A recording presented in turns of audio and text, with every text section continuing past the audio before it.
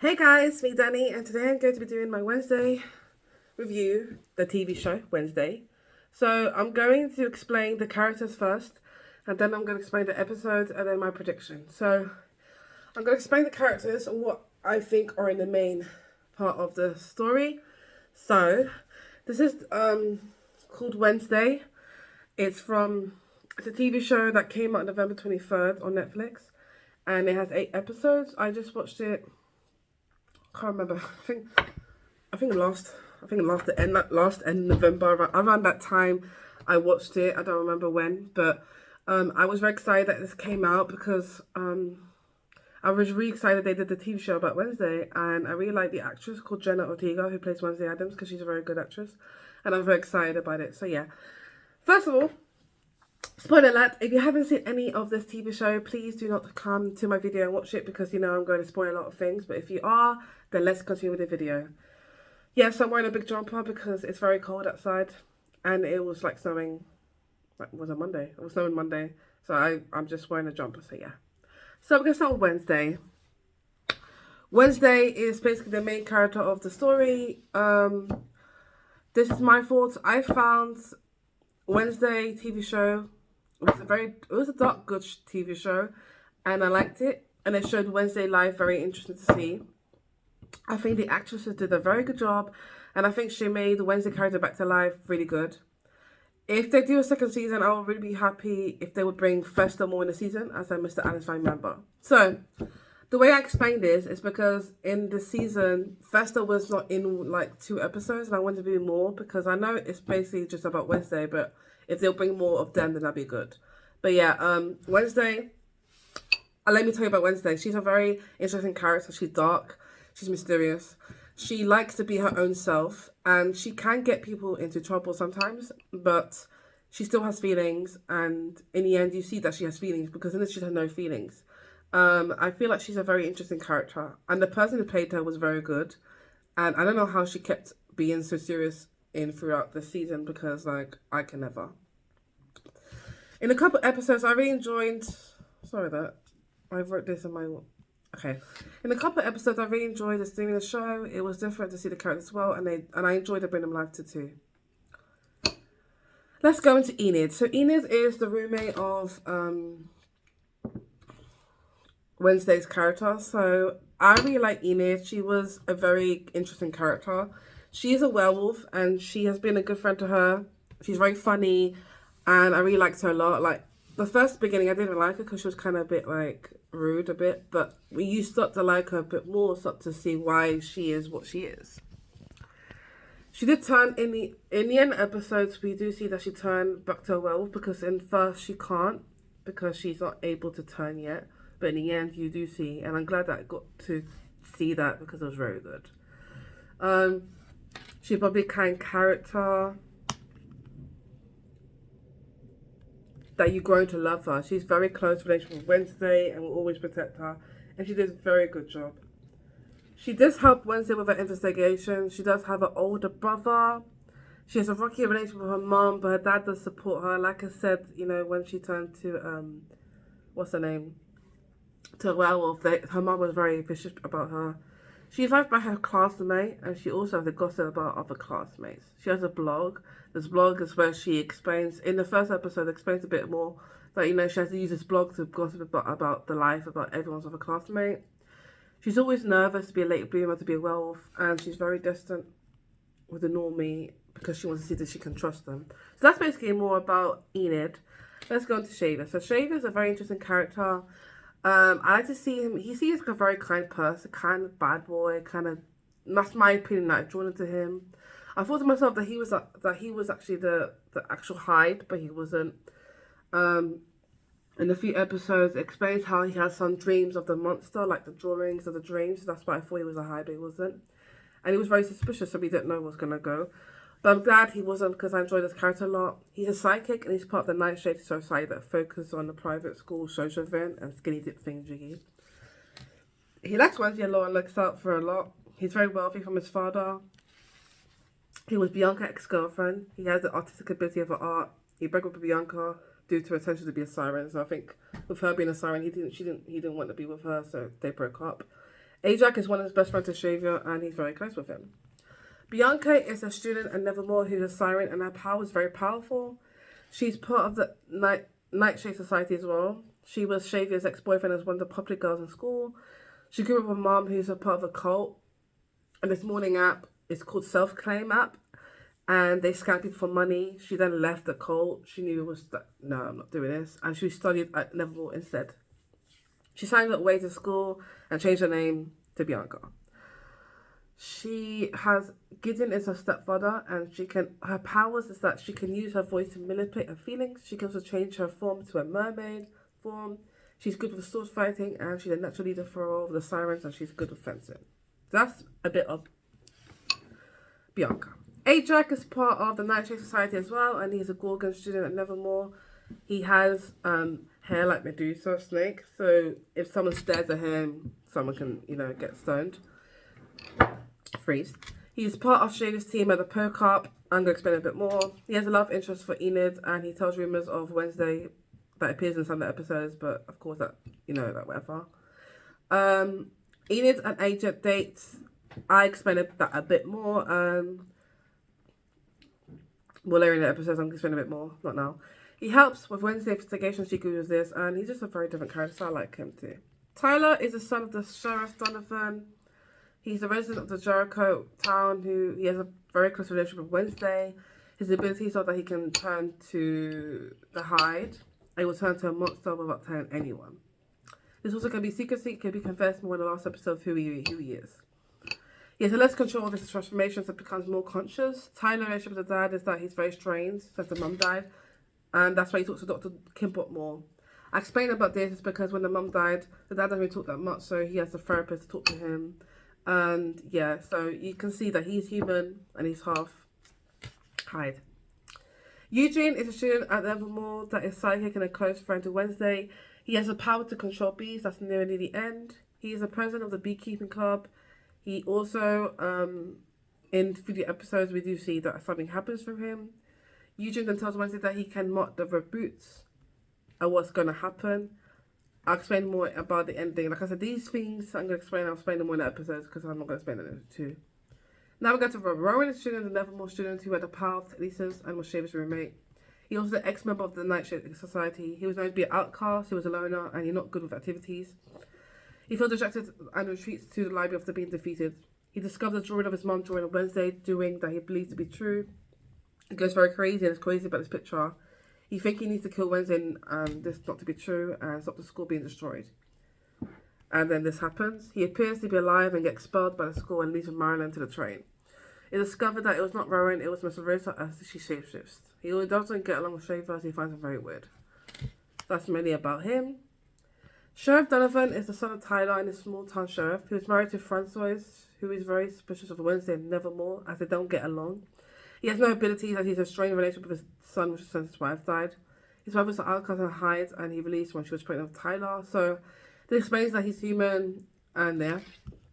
Larissa is a shapeshifter and the former principal of Nevermore Academy. She's roommates with Morticia. She's very passionate with Nevermore and devotes the time and forty at the students.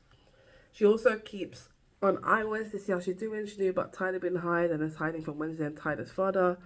She does not want Jericho and Nevermore have a bad reputation. She understands the real truth of Thornhill. Larissa gets very jealous by Morticia ambitions as she excels well the activities. She'd be forced to be friends with her. She had romantic feelings towards Gomez. I'm going to explain that a bit more later. Valerie Kingbot is a therapist that's working with Wednesday's and Tyler problems. She gets very concerned about Wednesday and talking about relationship with Wednesday parents. Something happens to her, which I'm going to explain a bit more later on. And she has a secret behind Jameson family and is friends with Larissa Weems as they get connected to each other in that they use social media to talk about that.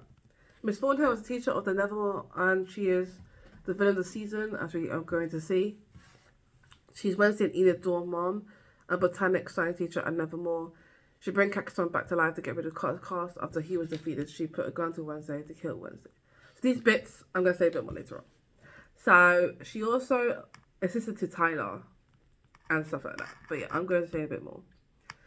Goody Adams was Wednesday's ancestor in the 1600s as original outcast as she was accused to be a witch by Joseph Craxton and was burned to stake but escaped.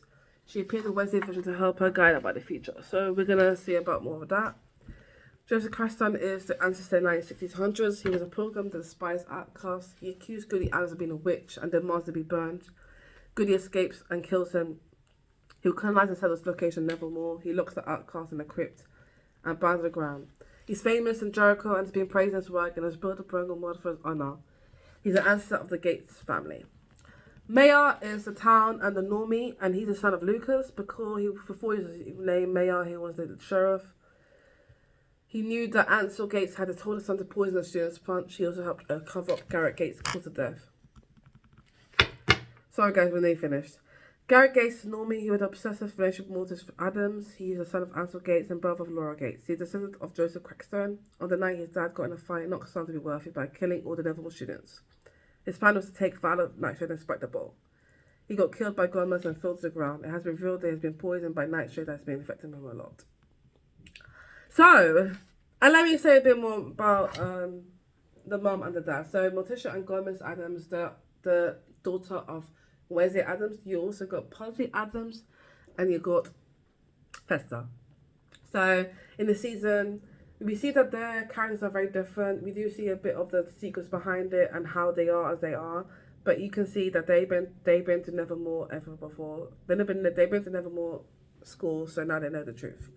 So, I'm going to explain the episodes, and then by then I'll explain a bit more in detail. So, first episode is called Wednesday's Child is Full of Woe. So, in this episode, she's a high school student, and she is walking the student. And in the scene, this is the scene where we see where she's with Puxley, and the bullies try to lock her out.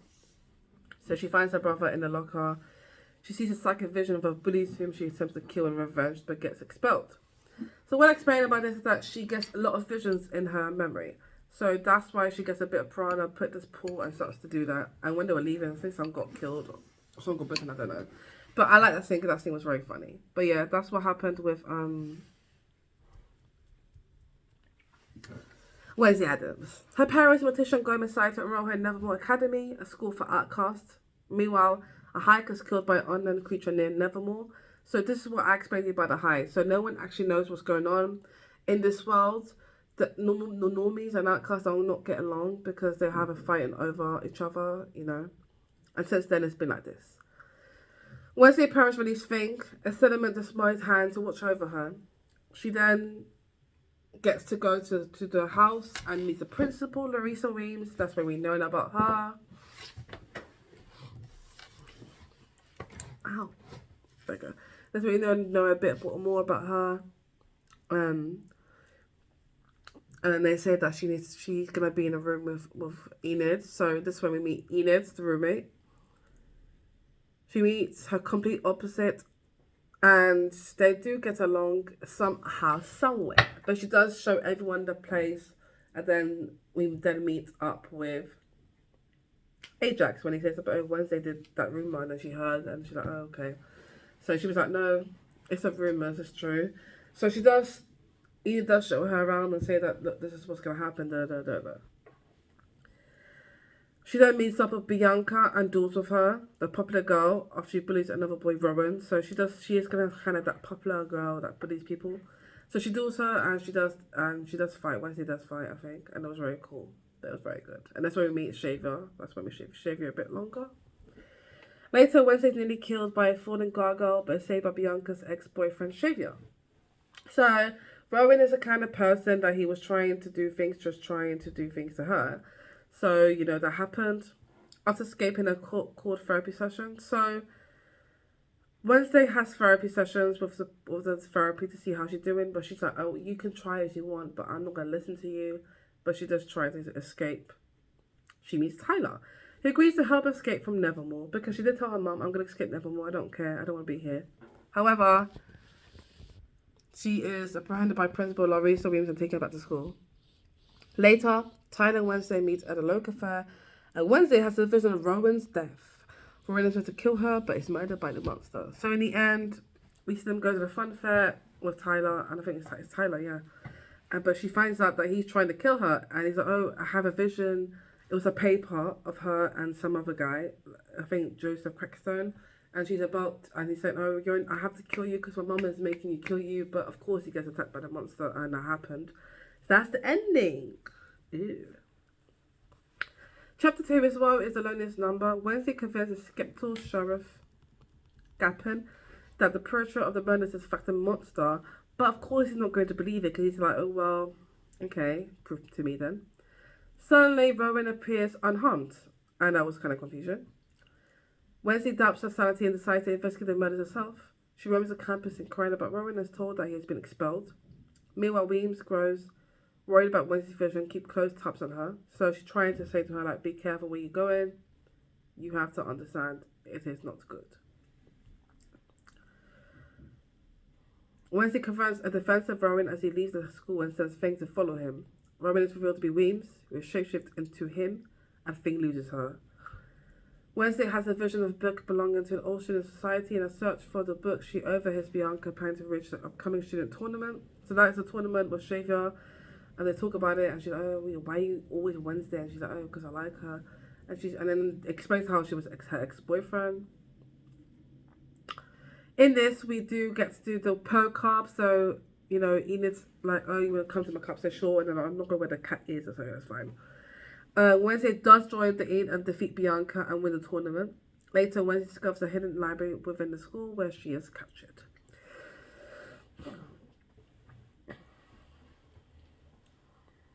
So in this last episode, she gets captured. So she finds herself in episode 3's Friends or Worse. So she finds herself tied up and surrounded by members of her elite student society, including Bianca, Xavier. Wednesday frees herself and leaves the library. Taking one of the books with her, Weems orders Wednesday to play the school band at the upcoming town ceremony run by Mayor Noble Walker. A drawing in the book leads her to an exhibition at a local fair where she noticed the painting of a girl she had seen in her visions in a forest. Wednesday envisions a girl believed to be an old sister of hers, ready to be executed by Joseph Crackstone. The town's father attends oncoming uncles, but she's able to escape. So let me explain a bit more of that because I did so a lot of that. So she does meet this girl in her vision. So in this episode that I'm going to say, she has a lot of visions of things going to happen. So the visions that she just had now was about this girl called Goody Adams. So she doesn't really know who she is, but she's an ancestor of Joseph Crackstone, that he killed her. So because she was asked to be doing the thingy dance, she does fire the drawing, the statue, because, you know, it's mad. Wednesday is ambushed by a monster when she discovers to be a human. Wednesday is ambushed by a monster she discovers to be a human. So she does see that something's going on, like, why is this into a human? Whatever. Back in town, Wednesday crashes the ceremony and is suicided by Weems. While investigating a crime scene in the forest, police find camera that managed to capture photographs of the monster. So Weems does get upset with her because, like I said, she does burn stuff and does things, and she's upset, like, why are you doing this? And she's like, give me a chance. And okay. And she's like, well, I'll give you a chance, but if you don't, then you're going to get expelled, of course. So when then we find pictures of the monster, now we're going to be like, what's going on? Ooh. Well, what a night. So this is episode 4. Wednesday and Fang break into Corner's office to copy the files of the monster's victims. In trying to identify a pattern, she finds each victim had polypart circuitry removed. Wednesday becomes suspicious of Xavier and follows him to the art studio where she discovers several drawings of the monster, leading her to the monster's lair. So, in her mind, she's like, okay, Xavier's having something to do with this, but he's actually not. There, she retrieves one of his claws and gives it to Sheriff Gapin to match with the DNA. Wednesday and Tyler attend a local dance together. Meanwhile, her classmate Eugene is privy to Wednesday investigate work, witness a cloaked figure to turn the monster's cave. So Eugene goes to investigate, you know, I'm seeing someone, but of course she's not going because she has a dance to go with Tyler and all of that nonsense. The dance is interrupted by Mayor Walker's son Lucas, who triggers the builder's fire sprinkles revenge for Wednesday's disruption of the town ceremony. So that way they want to get revenge, and then Lucas kind of like, he gets a kind of evil, but in the end he's like, I don't want to. Wednesday senses that Eugene is in danger and heads into office only to find him gravely injured by monsters. So she has a vision again. So she goes and sees him, but of course he gets hurt and she gets taken to hospital. Number 5 is You Reap What You Sow. 32 days earlier, Gomez is arrested on suspicion of killing Garrett Gates and nevermore. So let me explain a bit more about that. So in the scene, we do see that Sheriff Gapin always don't like him at all because he thinks that he killed Garrett Gates. But in the end, it does explain a bit more later on that he did not kill him. So, At present time, the Adams visit Wednesday for parents' weekend at Nevermore. A family therapy session is cut short when Wednesday confronts her parents by a suspected murderer. She's like, what's going on? But she won't tell her. Meanwhile, Sheriff Gapin lands at the corner, has committed suicide after committing for breathing. Guys, autopsy report. Gapin concludes that Gomez guilty and arrests him. There you go. When Pearson Gomez reveals to Wednesday that Gates was killed by accident, while Morticia confessed to kill Gates. Wednesday and Morticia dig up Gates' grave to find that he's been lethally poisoned before he could be killed, but he is caught by police and arrested for the night. Later, they confront Mayor Walker, who reveals that Garrett intended to poison the entire school due to his father's hate for outcasts. So, the mayor knew about this, but he kept on going on. Mayor Walker agrees to release Gomez, admitting to covering up Gates' motive. Back at Nevermore, Williams reluctantly admits to covering up Ryan's death by means of shapeshifting in an effort to evade controversy at the school. So she shapeshifts into Rowan because she doesn't want to make controversy at school. She doesn't want her school to be closed, that's why. Now we go into episode 6 called Quid Pro Bro. Don't worry guys, we've got 2 more episodes and then I'm gonna say my thoughts. Wednesday attempts to summon Goody and her sister and for the psychic who killed Crackstone. During a surprise birthday party, Wednesday has a vision of Goody who insists her to seek out the Gates mansion. There she witnessed Mayor Walker leaving the building, sneaking into the car. After arriving back in town, Mayor is run over severely injured. We look down the school and forbids Wednesday to leave campus.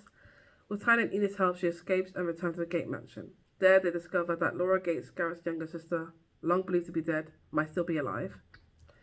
They find the severed body parts of the monster victim in the cellar, but are forced to escape after being ambushed by the monster. Wednesday leads Gap into the cellar only to find it empty. At Nevermore, Wednesday confesses we not expelled in order to be able to further pursue an investigation. At the hospital, an unknown figure kills Mayor Walker. Okay. 7. If you don't worry by now. At Mayor Walker's funeral, Wednesday knows a lurking figure and chases into the forest. The figure is to be Uncle Fester, who explains to Wednesday that the monster has been investigating is his hide. There you go. So now we know it's a hide. Together, they retrieve a diary from the hidden library, revealing the hide must always be the master. Later, they track and follow Shaver, who they witness meet up with Dr. Kimpot, Wednesday's therapist, in the forest. After turning from a date with Tyler, Wednesday finds that Dawn raged, the diary stolen, and Finn gravely injured. Research into Laura Gates revealed that she's both alive and the master of the hide. So, someone's alive. Wednesday initially suspects Dr. Kimpot, but she's killed by the hide. Police arrive to meet arrest Shaver, who Wednesday believes to be the creature. Wednesday meets with Tyler and kisses him, but Sissy has a vision of him being the hide. Dun dun dun. So we know Tyler is the hide. Sorry. Number 8, a murder of Wes. Wednesday and her classmates kidnap Tyler, and Wednesday start torturing him to. Yeah, this is the bit that I is really good.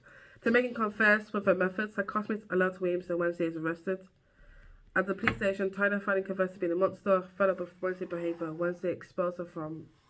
Williams expels her from Nevermore. Tyler and Wednesday get Thornhill to confess that she's Laura Gates and manipulated Tyler to kill the victim's part of a scheme to resurrect Joseph Crackstone and wipe out all the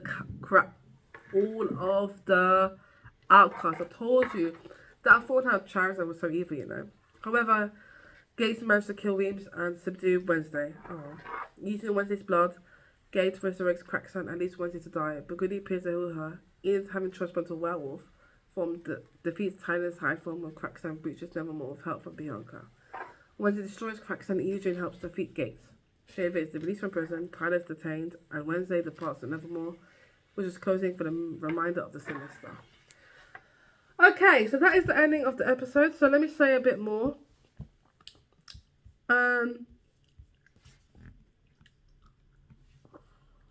Sorry guys.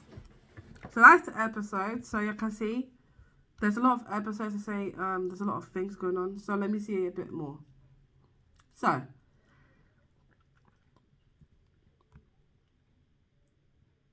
let me see a bit more about Rowan. So Rowan, let's see, Eugene. Some of these ones I'll explain a bit more. Okay. So, Eugene, when he goes through the woods, he tells Wednesday that he sees someone with red boots, and then finally it turns out to be Thornhill. So then he mocks the red boots, and Wednesday needs advice for the police who's controlling Hyde. So she tells her, and of course he tells her like, look, this is boots, and then of course they find out it's Thornhill. because Thornhill is actually Laura Gates, and she's actually the person who wants to resurrect Crackstone. She did all of that, and she was the one who controlled Tyler as the Hyde.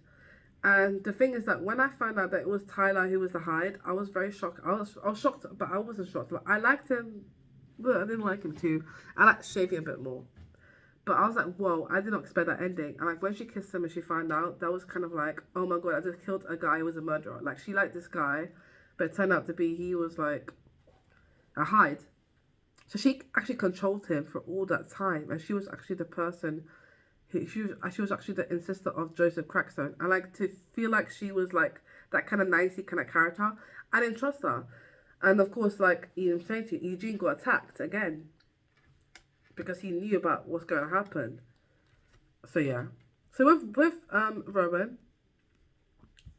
So Rowan is the character I told you about. So he's a very different character. Like he basically, when they were at the Worlds, he was trying to kill 11, trying to kill Wednesday, but they wouldn't accept kill Wednesday because like he was trying to kill her twice. Like even the Gargoyle King, the Gargoyle statue, then about to kill her again. He didn't do it because he got killed by the Hyde. But you see, because he knew there was a vision was going to happen. But in the end, she still saved everyone. You know. Let's go on to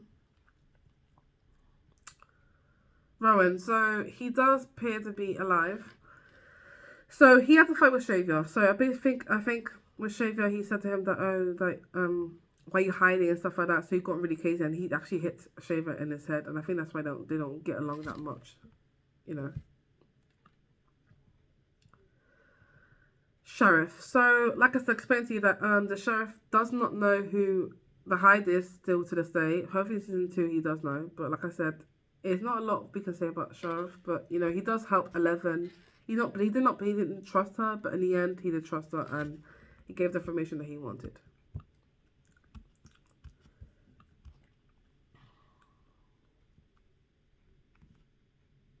Let's move on to Larissa. So Larissa Reams, I'm going to explain a bit more later. So she was with Morticia, but she gets jealous of her because of her ambitions.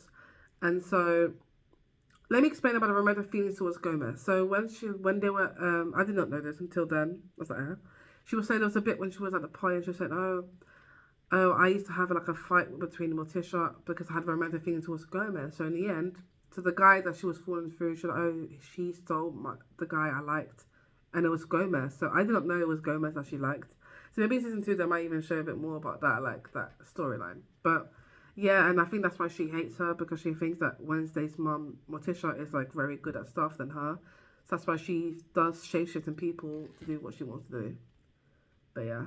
But her death was kind of sad because in the end when Thornhill kills her, it was like sad. I was like, I really wanted to live because she was kind of a nice character and she did everything to save her school, and I didn't like her dad. But when she shifted to be Tyler, that was very cool because that's what made Thornhill very angry. So yeah. Valerie is she also gets killed by Tyler, and she's kind of a secret behind the Lamstone's family, so that's why. And it was kind of sad because I would want to know more about her storyline, but I didn't. So, but yeah, she got killed. Thornhill was a very different character. Like, she gave her roses to Wednesday, and I think she knew that Wednesday was actually the evil person, but she was trying to act like she wasn't.